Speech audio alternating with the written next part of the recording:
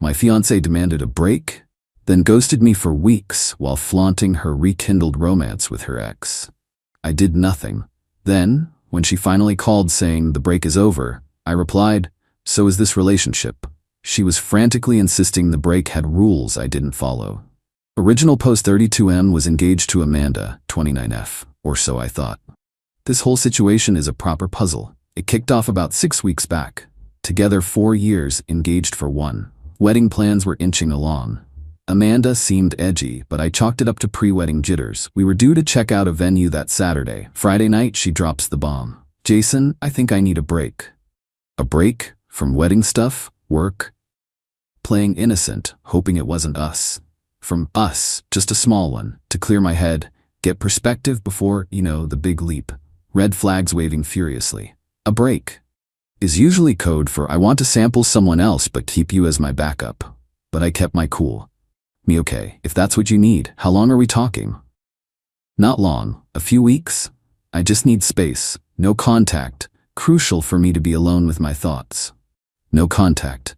Got it. My gut clenched, but I nodded. All right, Amanda, if you need space and no contact, I'll respect that. She looked almost relieved I didn't argue, packed a bag, said she'd crash with her sister, Laura. A peck on the cheek. Then, just like that, gone. The first week was terrible, absolute radio silence. As requested, I replayed everything, wondering where I'd messed up. Standard self-blame game. Then, about 10 days into this break, I'm scrolling Insta. Amanda's not a big poster, but Laura, chronic oversharer.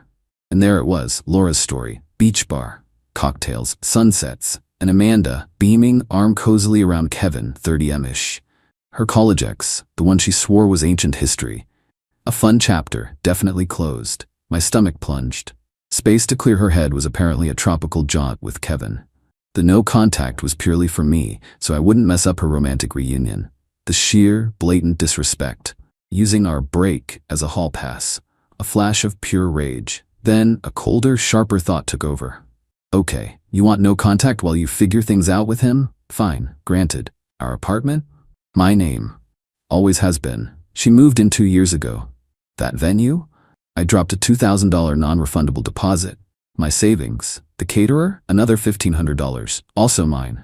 That high-end Breville barista touch espresso machine she insisted we needed? Around $1,000. My credit card. A joint engagement gift, supposedly, but guess who paid? I already considered that machine mine, regardless of her input. I didn't explode. Just started taking mental notes and making a few quiet calls. The apartment, my space. Her key was an issue easily solved. The venue caterer, called both. Wedding off, forfeited the deposits. Stung, but better than throwing more good money after bad. Got email confirmations. The ring, she still had it. My grandmother's ring. Hugely sentimental, beyond its cash value. That was a priority. I didn't text, didn't call, honored her no contact to the letter, just waited, and gathered my documents, my resolve. Let her enjoy her break. About 4 weeks after she vanished, my phone rings. Unknown number. Had a feeling. Update 1. Yep, it was Amanda. Calling from a burner, I guess, since she probably figured I'd ignore her real number after the ghosting and the Insta fame with Kevin. Smooth. Me hello? Amanda, all breezy and cheerful. Jason, hi. So good news. The break is over. I've had a good think and I'm ready to come home and get back to us. The sheer unadulterated audacity. I almost choked. Me, calm, level. Oh, is it? Interesting. Because while your break might be over, Amanda, so is this relationship. Dead silence. I could practically hear the cogs whirring and grinding in her head. Amanda. What? Jason, what are you on about? Don't be like that. The break had rules. We said a few weeks. It's been a few weeks. Me. The rules were no contact, so you could clear your head. Which you did, on a beach with Kevin. I saw Laura's Instagram. Looked like you two had a fantastic time.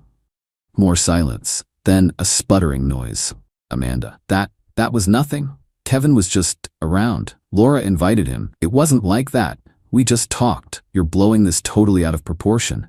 The break was about us, for me to get clarity for us. The entitlement was already bubbling to the surface. She genuinely believed she could just stroll back in. Me. Amanda, you asked for no contact. You vacationed with your ex? Did you think I wouldn't find out? You made your choice. The relationship is over. I've already canceled the venue and caterer. Voice cracking, panic setting in. You canceled them? Without even talking to me? Jason, we put down deposits. That was our money. Actually, Amanda, that was my money. Both deposits came from my savings. And yes, canceled. No wedding. But my stuff is at the apartment. My clothes, my Breville. Ah, the espresso machine. Knew it. Me, yes, your belongings are here. You can arrange a time to pick them up. Text me a day and time that works this week. I'll have them packed by the door. The Breville, however, is staying. It was bought on my card and it's mine. You won't be coming any further than the entryway for your other things. Amanda, you can't just kick me out. We live together. And the ring, Jason? The ring. You can't just end an engagement like this. There are protocols. The apartment is solely in my name, Amanda. You lived here with me. As for the ring, yes, let's discuss that. It's my grandmother's. I expect it back when you retrieve your things. You're being an absolute monster. This isn't fair. I needed that break. You're supposed to be understanding. You didn't follow the rules. You were supposed to wait for me. I waited, and I saw your choice during your break. The only rule you followed was no contact with Jason. The rest was clearly open season for you. Text me a time for your stuff. Goodbye, Amanda.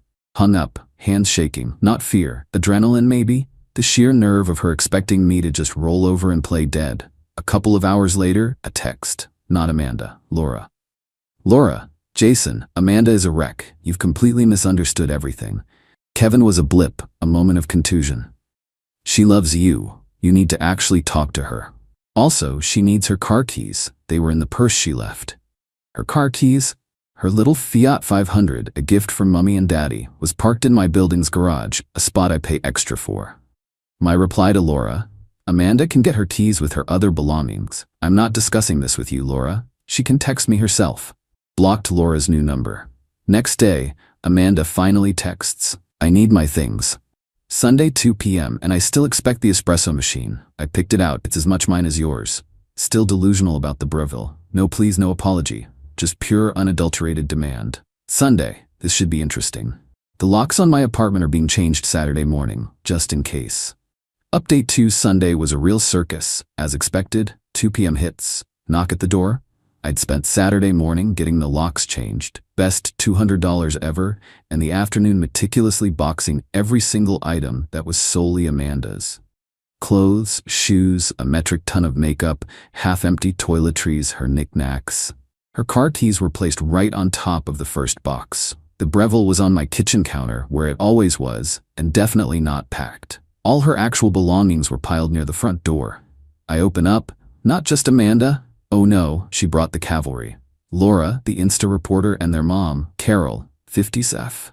Carol, who always gave me the side-eye but buttered me up when I was footing bills. Amanda looks like she's been dragged through a hedge backwards. Puffy eyes, but a defiant scowl. Laura's radiating fury. Carol immediately slips into concerned matriarch mode. Carol, Jason, dear, Amanda mentioned a little misunderstanding. I'm sure we can smooth this over. She just needed a tiny breather. Carol, no misunderstanding. Amanda took her breather with her ex on a tropical island after demanding no contact. Engagement's off. Relationship's over. Her belongings are packed by the door. I waved at the mountain of boxes. Her car keys are on the top box there. Amanda, eyes darting to the boxes, then passed me to the kitchen counter where the Breville sat. Where's the Breville? You said you packed my things. I told you I picked that out. It's ours. Me, I packed your things, Amanda. The Breville was a gift, to us, yes, but paid for on my card and it stays with me in my apartment. Consider the coffees you had your share. You can't do that. That's basically stealing. She loves that machine. Not stealing if it's mine in my apartment. Take the rest of your actual belongings. Jason, this is hardly appropriate behavior. After 4 years, Amanda's been terribly distressed by your coldness, and changing the locks, so unnecessary. Me, changing locks on my own apartment after my fiancée ghosted me for her ex, seemed pretty necessary. Now, are you taking this stuff or not? I have things to do. Amanda finally finds her voice, trembling with rage. Where's the ring, Jason? You said you wanted it? Gonna pawn it for your new locks? No, Amanda, I'm putting it back in its box where it belongs. The ring, please. I held out my hand. She made a big show of unclipping it from a chain. Actually wearing it. The nerve, practically chucked it at me. I caught it. Amanda, you'll regret this, Jason. Kevin actually gets me. He wouldn't pull this kind of stunt. Good for Kevin. Maybe he'll buy you a new Breville. Now, please take your things. 1 hour. I'll be in the back. They started grabbing boxes. Lots of muttered insults. Amanda kept trying to pick fights. My expensive skincare isn't even packed right. This stuff costs a fortune. Me, from the other room, should have taken it to the beach with Kevin. He's such a bore. Always said he was too dull for you, Amanda. Carol, surprisingly, was quiet, mostly sighing and shooting daggers at me. Then, the dirty trick. Amanda suddenly remembers some valuable heirloom jewelry her grandmother gave her that she thinks she might have left in my sock drawer, demands to come in and search. Me? Nope, not happening. Anything truly valuable you'd have taken on your break. I packed everything I found that was yours. If it's not in those boxes, it's not here. I'm calling the cops. You're stealing from me. Fumbled for her phone. Go ahead. Explain you left alleged valuables in your ex's apartment after you ditched the engagement for another guy, and now he won't let you ransack his bedroom. See how that goes. She glared but didn't call. Carol finally intervened. Girls, let's just get this over with. He's clearly not budging. A hint of wariness? They finally hauled the last box out, took the full hour with much huffing. As they left, Amanda got in a parting shot. Amanda, you're gonna be so lonely, Jason. You threw away everything for a stupid Instagram post. Me no, Amanda. I threw it away because you betrayed me and then expected a thank you. Goodbye. Closed the door, double-locked it. A wave of emptiness, then huge relief. Done. Or so I hoped. Yesterday, a letter. From a lawyer. Amanda seeking compensation. Emotional distress, shared assets. What shared assets? The $1,000 for the Breville and $3,500 for the non-refundable wedding deposits she claims were joint marital funds. Her claim about the deposits is particularly galling, given she was the one who caused the wedding to be canceled by her actions, and I was the one who paid them. The entitlement is off the charts. She wrecks the relationship, runs off, then wants me to pay her. This isn't over. It's war. And I'm ready. Sent the letter to my legal guy. He actually laughed out loud. Final update. It's been a few months. The dust has settled, along with Amanda's laughable legal threats. Time for the final chapter of this saga.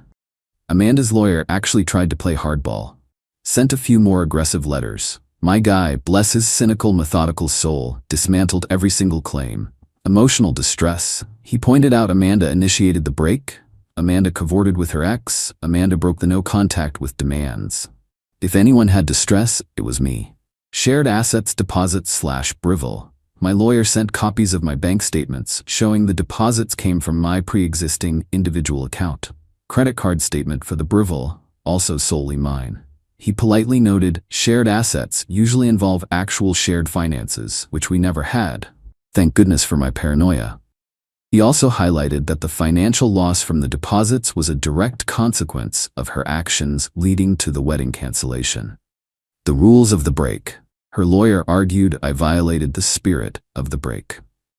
My lawyer's reply was gold. The spirit of the break appeared to involve your client vacationing with another man while expecting our client to remain ignorant. Our client simply accepted the reality your client presented. Perfect. After a particularly pointed letter from my lawyer, hinting Amanda could be liable for my legal fees for a frivolous claim, her lawyer went radio silent. Heard through the grapevine. A mutual acquaintance who saw through Amanda's nonsense, that her lawyer told her she had zero case and risked paying my costs. The fallout for Amanda? Pretty significant. Kevin. Predictably, once the vacation glow faded and reality and Amanda's broke demanding self hit, he bailed. Wasn't keen on funding her lifestyle or her legal vendetta. Lasted about 2 weeks after she tried to move in. Living situation. Crashed with Laura. That imploded when Amanda expected Laura to be her ATM and therapist.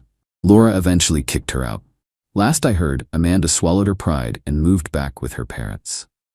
Carol is reportedly deeply disappointed in Amanda for making such a mess. Oh, the irony. Finances. She's had to get an actual full-time job. The horror. No more relying on me. That $3,500 she wanted from me for deposits, she's now learning the value of earning it. The Breville. Pettiest, but most satisfying. The acquaintance said Amanda still whines about the Breville. Tried to get Carol to buy her a new one. Carol apparently told her to save up for it herself. As for me, first month was rough. Felt like an idiot, but anger turned to resolve. Those legal letters were stressful, but seeing them shut down was validating. The apartment feels like mine again. Got rid of her clutter. Repainted. It's lighter. My grandmother's ring is safe. The revenge wasn't dramatic. It was calm, methodical refusal to be played. Refusing to fund her bad choices. Refusing to let her paint me as the villain. She wanted a break and no contact? Fine. Permanent. Flaunted her ex? Fine. She dealt with that fallout alone. Entitled to my money, apartment, ring, even my espresso machine after stabbing me in the back? Absolutely not. Watching her entitlement crash into the wall of consequences was the real payoff. She genuinely believed she could have it all, send me the bill, and have me wait patiently. Her frantic whining that I didn't follow her rules for a break she used to cheat still baffles me. No contact from her or her clan since the lawyers shut them up. Bliss, dating casually, focusing on me. It's good. Amanda played a stupid game. She won a stupid prize. And honestly, that quiet apartment and the silence where her demands used to be, sweetest justice ever.